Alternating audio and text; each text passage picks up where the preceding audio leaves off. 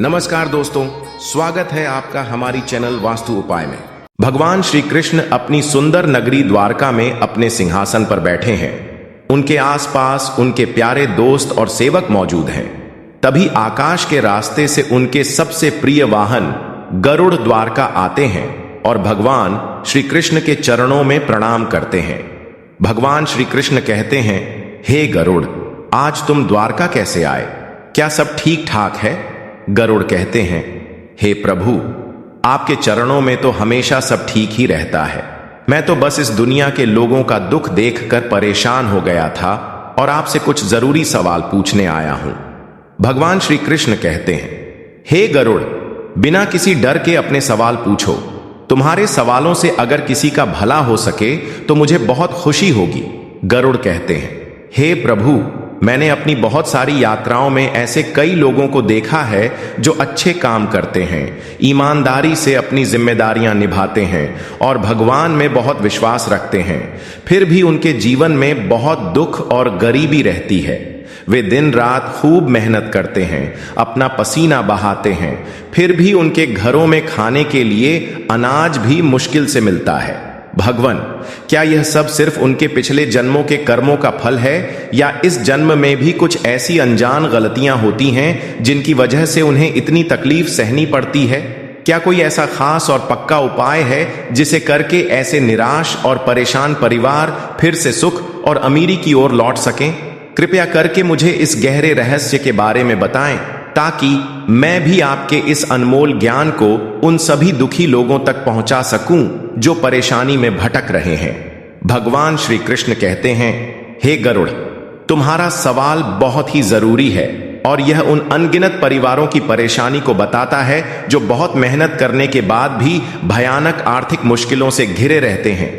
हाँ गरुड़, पिछले जन्मों के कर्मों का असर तो जरूर होता है, यह एक सच है, परंतु इस जन्म में इंसान का व्यवहार, भगवान विष्णु में उसका पक्का विश्वास और अनजाने में की गई कुछ ऐसी साधारण सी गलतियां भी उसकी किस्मत को बदल देती हैं। कई बार हम अपनी रोज की आदतों में ऐसी छोटी छोटी लापरवाही कर देते हैं जिनका हमारी जिंदगी पर बहुत गहरा और बुरा असर पड़ता है और हमें इसका पता भी नहीं चलता। और हाँ, ऐसे ताकतवर और खास उपाय जरूर हैं जिन्हें करके दुख और गरीबी के उस घने अंधेरे को हमेशा के लिए दूर किया जा सकता है और भगवान विष्णु की बहुत ज्यादा कृपा मिल सकती है। मैं तुम्हें रामपुर गांव की गीता और उसके परिवार की एक ऐसी ही दुख भरी और लंबी कहानी सुनाता हूं। इस कहानी में तुम्हें उस अनजान और छुपी हुई गलती का भी पता चलेगा जिसकी वजह से उनकी जिंदगी से सुख और शांति चली गई, और उन अद्भुत और चमत्कारी उपायों के बारे में भी पता चलेगा जिन्हें करके उन्होंने फिर से एक खुशहाल और अमीर जीवन पाया। हे गरुड़, जो भी इंसान इस कल्याणकारी और रहस्य भरी कहानी को आखिर तक पूरे विश्वास, ध्यान और भक्ति के साथ सुनेगा, उसकी जिंदगी से गरीबी का श्राप निश्चित रूप से हमेशा के लिए खत्म हो जाएगा। इसलिए हे वैनतेय, अपनी सुनने की शक्ति को ध्यान से लगाओ और इस कहानी को ध्यान से सुनो, क्योंकि यह तुम्हारे जरिए बहुत सारे दुखी लोगों तक पहुंचेगी। भगवान श्री कृष्ण कहते हैं, हे गरुड़, गंगा नदी के किनारे एक छोटा सा परंतु बहुत ही सुंदर गांव बसा हुआ था जिसका नाम था रामपुर। इस गांव में गीता नाम की एक बहुत ही अच्छी, गुणवान, भगवान को मानने वाली और दयालु औरत अपने पति रमेश और उनके 2 प्यारे बच्चों राम और सीता के साथ एक बहुत ही खुशी और संतोष भरा जीवन जी रही थी। रमेश गांव के एक इज्जतदार, मेहनती और सफल किसान थे जिनकी खेती हमेशा हरी भरी और अच्छी फसलों से भरी रहती थी। गीता एक समझदार और प्यार करने वाली गृहिणी थी। उसका दिन सुबह जल्दी पक्षियों की मीठी आवाज और मंदिर की घंटियों की आवाज के साथ शुरू होता था। वह नहाकर पूरे घर को अपने हाथों से बड़े प्यार और सफाई से साफ करती थी।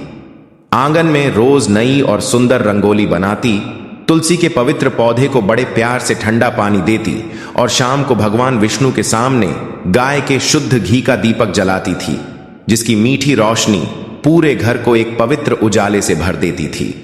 उसके मीठे स्वभाव, विनम्र बोलने के तरीके और भगवान विष्णु में गहरे विश्वास की वजह से पूरे गांव में उसकी बहुत इज्जत और सम्मान था। रमेश और गीता का परिवार सच में सुख, शांति और अमीरी का एक जीता जागता उदाहरण था। उनके घर में कभी किसी भी चीज की कमी नहीं थी और वे दोनों ही भगवान विष्णु के सच्चे भक्त थे। रोज उनकी पूजा करते थे और हर धार्मिक त्योहार को बड़े उत्साह, विश्वास और प्यार के साथ मनाते थे।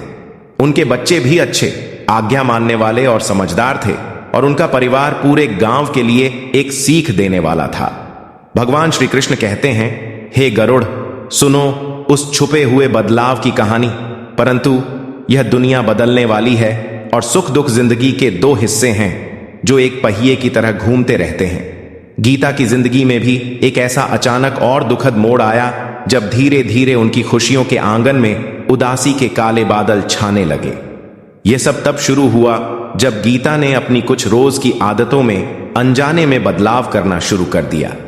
पहले वह हर छोटे से छोटे काम को भी बहुत सावधानी, पूरे विश्वास और मन लगाकर करती थी, परंतु अब व्यस्त रहने या कहें कि धीरे धीरे बढ़ती हुई थोड़ी सी लापरवाही के कारण वह कुछ जरूरी चीजों को अनदेखा करने लगी थी।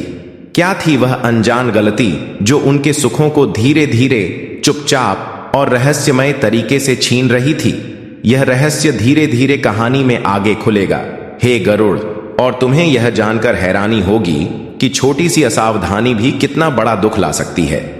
भगवान श्री कृष्ण कहते हैं, हे गरुड़, ध्यान दो।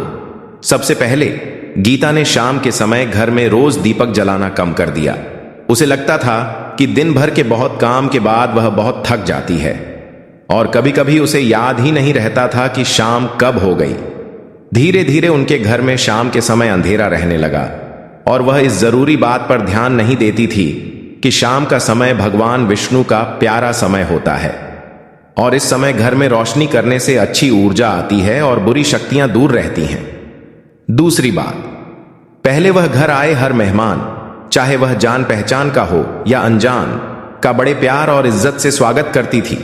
उन्हें ठंडा पानी पिलाती और बैठने के लिए अच्छी जगह देती थी। परंतु अब वह अपनी व्यस्तता और थकावट की वजह से ऐसा नहीं कर पाती थी। अगर कोई मेहमान उनके दरवाजे पर आ भी जाता तो वह जल्दी जल्दी में थोड़ी सी बातें करके उन्हें विदा कर देती थी, बिना यह सोचे कि मेहमान में खुद भगवान का वास होता है। उसे यह जरा भी अंदाजा नहीं था कि उसकी यह छोटी छोटी लापरवाही उसके और उसके पूरे परिवार पर कितना बुरा असर डालने वाली है। धीरे धीरे उनके घर में बुरी ऊर्जा आने लगी और अच्छी ऊर्जा कम होने लगी, जिसका सीधा और खराब असर उनके परिवार की जिंदगी और पैसों की हालत पर पड़ने लगा। भगवान श्री कृष्ण कहते हैं, हे गरुड़, अब सुनो उस दुख की गहरी और दिल को दुखाने वाली कहानी। इन छोटे छोटे बदलावों का सबसे पहला और साफ असर रमेश की खेती पर पड़ा।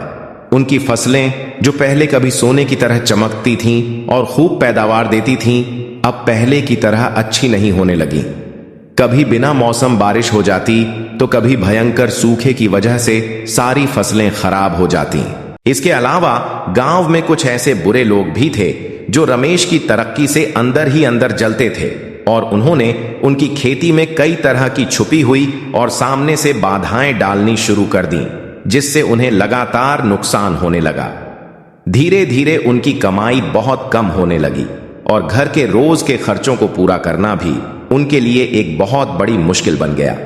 घर में छोटी छोटी बातों पर भी झगड़ा और अनबन होने लगी। पहले जहां प्यार, मेलजोल और आपस में समझने का अच्छा माहौल रहता था, अब वहां अक्सर अशांति, कड़वाहट और मतभेद दिखाई देने लगे। उनके प्यारे बच्चे भी अक्सर बीमार रहने लगे और उनका मन पढ़ाई लिखाई में बिल्कुल नहीं लगता था। उनका शरीर और मन भी धीरे धीरे कमजोर होने लगा, जिससे घर में और भी ज्यादा चिंता और निराशा का माहौल बन गया। गीता और रमेश दोनों ही बहुत चिंतित, परेशान और निराश थे। उन्हें यह समझ में नहीं आ रहा था कि उनके साथ ऐसा क्यों हो रहा है। पहले उनके घर में इतनी खुशहाली थी और अब धीरे धीरे सब कुछ बिखरता जा रहा था, जैसे किसी ने उनके सुखों को बुरी नजर लगा दी हो। उनकी पैसों की हालत इतनी खराब हो गई कि उन्हें अपने छोटे मोटे खर्चों के लिए भी गांव के पैसे उधार देने वालों से बहुत ज्यादा ब्याज पर कर्ज लेना पड़ा, जिससे उनकी परेशानियां और भी बढ़ती चली गईं। गीता अपनी रोज की पूजा पाठ और व्रत तो करती थी, वह हर एकादशी को भूखी रहती थी और अपनी हैसियत के अनुसार दान भी करती थी। परंतु उसके मन में शांति नहीं थी। उसे ऐसा लगता था जैसे कोई छुपी हुई और ताकतवर शक्ति उनके सुख को छीन रही है और उन्हें गहरे अंधेरे की ओर धकेल रही है। वे गहरे दुख, निराशा और बेबसी में डूब गए थे और उन्हें अपने भविष्य में कोई भी उम्मीद की किरण दिखाई नहीं दे रही थी। उनके चेहरे की हंसी गायब हो गई थी और उनकी आंखों में हमेशा चिंता, डर और दुख के गहरे बादल छाए रहते थे। उनके जीवन में खुशी और उत्साह पूरी तरह से खत्म हो गया था और वे बस एक मुश्किलों भरा और तकलीफदेह जीवन जीने के लिए मजबूर हो गए थे। भगवान श्री कृष्ण कहते हैं, हे गरुड़, अब सुनो आगे की कथा। एक दिन जब गीता बहुत ज्यादा दर्द, गहरी निराशा और बर्दाश्त न होने वाले दुख में अपने घर के आंगन में उदास बैठी हुई थी, उसकी नजर अचानक ही तुलसी के पौधे पर पड़ी। वह पवित्र पौधा जो कभी हरा भरा, चमकदार और पवित्र ऊर्जा से भरा दिखता था, अब मुरझाया हुआ, बिना चमक का और बेजान लग रहा था, जैसे घर की गहरी उदासी और बुरी चीजों का असर उस पर भी पड़ गया हो। उसकी हरी पत्तियां पीली पड़ गई थीं और मिट्टी भी सूखी, सख्त और बेजान लग रही थी। गीता को उस पवित्र पौधे की ऐसी खराब और अनदेखी हालत देखकर बहुत दुख हुआ और अचानक उसे अपनी पुरानी आदतों, अपनी लापरवाही और अपनी गलतियों का याद आ गया। उसे याद आया कि व्यस्त रहने और थकने की वजह से उसने कई दिनों से तुलसी के पौधे की ठीक से देखभाल नहीं की है। उसे अपनी इस बड़ी लापरवाही और जिम्मेदारी न निभाने पर बहुत पछतावा हुआ। उसी पल उसने अपने मन में एक पक्का और मजबूत इरादा किया कि अब से वह हर छोटी बड़ी चीज का ध्यान रखेगी और भगवान विष्णु को खुश करने के लिए हर संभव कोशिश करेगी, चाहे उसे कितनी भी मुश्किलों का सामना क्यों न करना पड़े। भगवान श्री कृष्ण कहते हैं, हे गरुड़, अब आगे की ओर ध्यान दो। उसी समय रामपुर गांव में एक बहुत ही ज्ञानी, दिव्य और सिद्ध संत आए। संत अपनी अद्भुत तपस्या, गहरे ज्ञान, बहुत ज्यादा दया और पवित्र नजर के लिए दूर दूर तक मशहूर थे। गांव के सभी लोग उनके दर्शन और पवित्र आशीर्वाद पाने के लिए बहुत उत्सुक थे।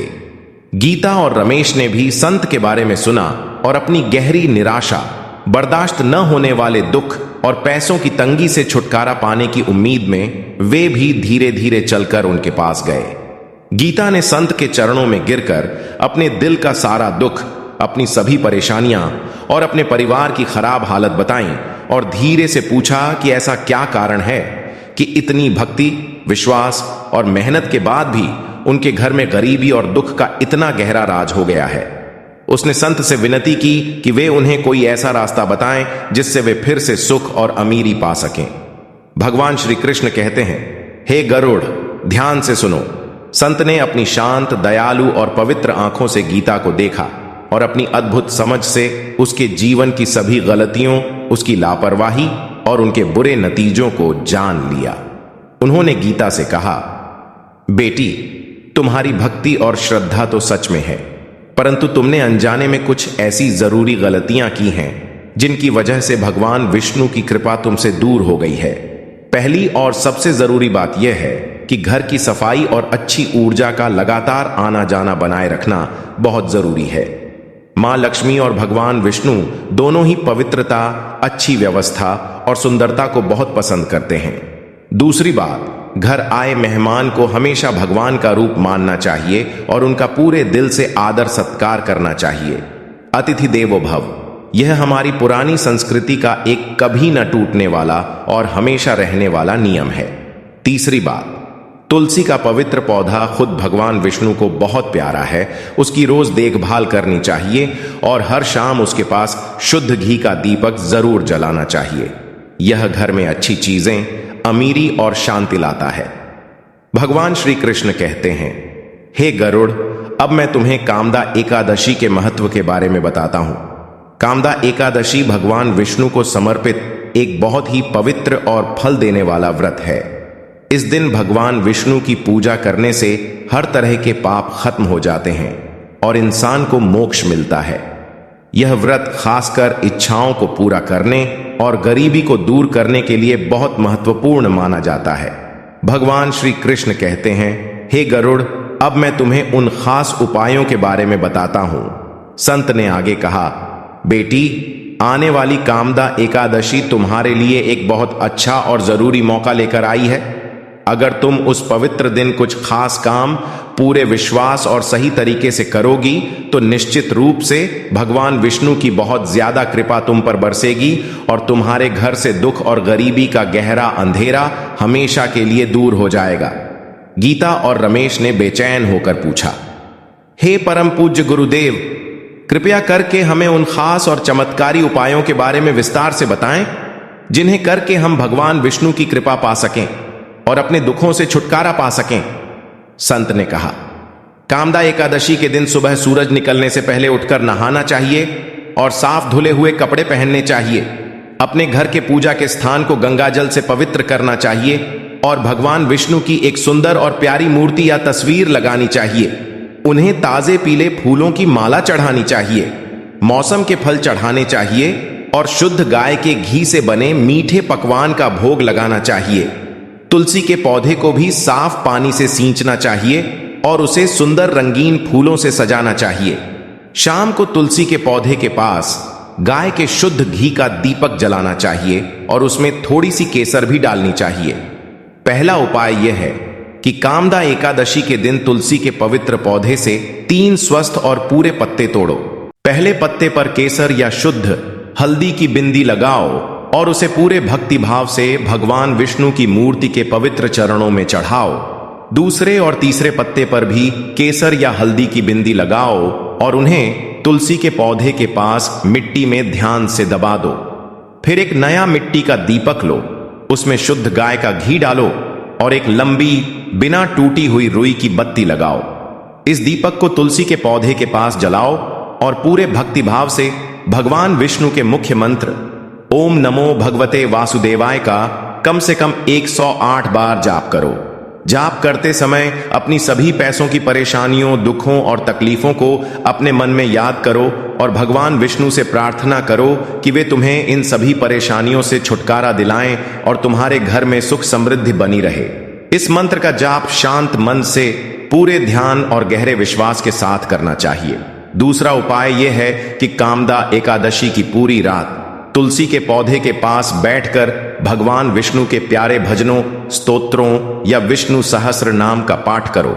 अगर हो सके तो पूरी रात जागते रहो और भगवान विष्णु के पवित्र नाम को याद करते रहो। हर पहर में भगवान विष्णु को ताजे फल और पवित्र जल चढ़ाओ। ऐसा करने से भगवान विष्णु बहुत खुश होते हैं और अपने सच्चे भक्तों पर बहुत ज्यादा कृपा करते हैं। जागते रहने के समय तुम भगवान विष्णु की अच्छी कहानियां भी सुन सकते हो या उनका ध्यान कर सकते हो। तीसरा उपाय यह है कि कामदा एकादशी के दिन सुबह नहाने के बाद एक चुटकी शुद्ध पिसी हुई हल्दी लो और उसे तुलसी के गमले की मिट्टी में धीरे धीरे और प्यार से डालो। हल्दी डालते समय भी ओम नमो भगवते वासुदेवाय मंत्र का जाप धीरे और मीठे स्वर में करते रहो। यह उपाय करने से तुम्हारे घर में अच्छी ऊर्जा का आना जाना होता है और माता लक्ष्मी के साथ भगवान विष्णु की बहुत ज्यादा कृपा भी मिलती है, जिससे तुम्हारे धन और अमीरी में लगातार बढ़ोतरी होती है। हल्दी को डालते समय यह महसूस करो कि तुम भगवान विष्णु को अपनी श्रद्धा दे रहे हो। चौथा उपाय यह है कि कामदा एकादशी के दिन अपने घर के मुख्य दरवाजे को गंगा जल से धोकर अच्छी तरह से साफ करो और दरवाजे के दोनों तरफ शुद्ध हल्दी से स्वस्तिक का पवित्र चिन्ह बनाओ। स्वस्तिक बनाते समय भगवान विष्णु का ध्यान करो और उनसे प्रार्थना करो कि वे तुम्हारे घर की सभी बुरी शक्तियों को दूर करें और अच्छी ऊर्जा का आना जाना बनाए रखें। इसके अलावा अपने घर के मंदिर में और अपनी तिजोरी या उस पवित्र स्थान पर जहां तुम अपना धन रखते हो, वहां भी शुद्ध हल्दी से छोटा सा स्वस्तिक जरूर बनाओ। स्वस्तिक बनाते समय पूरा विश्वास रखो कि यह भगवान विष्णु की कृपा और आशीर्वाद को खींचेगा। पांचवा और एक बहुत ही जरूरी उपाय यह है कि कामदा एकादशी के पवित्र दिन अपनी श्रद्धा, भक्ति और हैसियत के अनुसार किसी गरीब, जरूरतमंद, बेसहारा या भूखे इंसान को खाना खिलाओ या उन्हें नए कपड़े, कुछ पैसे या अनाज का दान दो। भगवान विष्णु अपने उन सच्चे भक्तों पर बहुत ज्यादा खुश होते हैं जो दीन दुखियों की सेवा करते हैं और उनकी मदद के लिए हमेशा तैयार रहते हैं। दान देते समय मन में किसी भी तरह का घमंड, दिखावा या स्वार्थ नहीं होना चाहिए। यह बिना किसी उम्मीद के सेवा भाव से किया जाना चाहिए। संत ने गीता को यह भी बहुत जरूरी सीख दी कि उसे अब से हमेशा अपने घर को साफ, सुंदर और अच्छी तरह से रखना चाहिए। हर शाम भगवान विष्णु के सामने दीपक जलाना चाहिए और घर आए हर मेहमान का पूरे मन से प्यार, सम्मान और आदर के साथ स्वागत करना चाहिए। उन्होंने कहा कि इन सरल परंतु बहुत ही जरूरी नियमों का पालन करने से भी भगवान विष्णु की कृपा हमेशा उनके परिवार पर बनी रहेगी और उन्हें कभी भी दुख का सामना नहीं करना पड़ेगा। भगवान श्री कृष्ण कहते हैं, हे गरुड़, देखो क्या हुआ। कामदा एकादशी के उस पवित्र दिन गीता और रमेश ने उस ज्ञानी संत द्वारा बताए गए सभी खास उपायों को पूरे विश्वास, गहरी भक्ति और सही तरीके से किया। गीता ने सुबह जल्दी उठकर पूरे घर को साफ किया, भगवान विष्णु की एक सुंदर और प्यारी मूर्ति लगाई और उन्हें पीले रंग के सुगंधित और ताजे फूल, स्वादिष्ट मौसम के फल और शुद्ध गाय के घी से बने हुए स्वादिष्ट मीठे पकवान चढ़ाए। उसने तुलसी के पौधे को प्यार से ठंडा पानी दिया और उसे सुंदर रंगीन फूलों से सजाया। शाम को उसने तुलसी के पौधे के पास गाय के शुद्ध घी का दीपक जलाया और भगवान विष्णु के पवित्र मंत्रों का जाप किया। उसने तुलसी के पत्ते चढ़ाए और पूरी रात भगवान विष्णु के भक्ति भरे गाने गाए। अगले दिन उसने तुलसी के गमले में हल्दी डाली और मंत्र जाप किया। उसने घर के मुख्य दरवाजे और अन्य जरूरी स्थानों पर हल्दी से स्वस्तिक भी बनाए और अपनी हैसियत के अनुसार गरीबों और जरूरतमंदों को भोजन और कपड़े दान किए। भगवान श्री कृष्ण कहते हैं, हे गरुड़, यह एक हमेशा रहने वाला सच है। उन खास उपायों को करने के कुछ ही समय बाद गीता और रमेश की जिंदगी में एक अद्भुत, सुखद और चमत्कारी बदलाव आने लगा।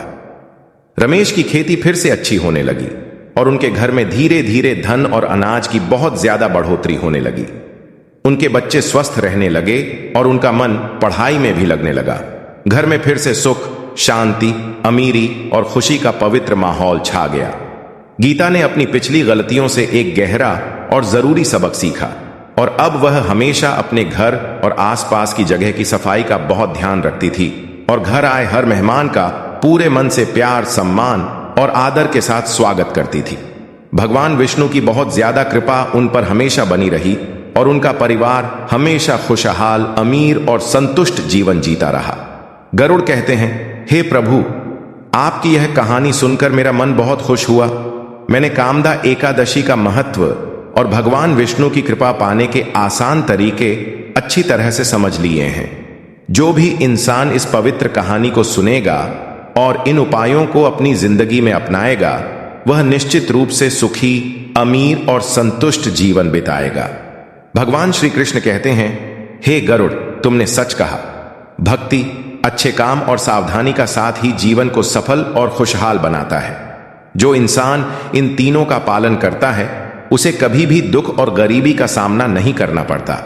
यह कल्याणकारी कहानी सभी इंसानों के लिए है और इसे ज्यादा से ज्यादा लोगों तक पहुंचाना चाहिए। हर हर महादेव।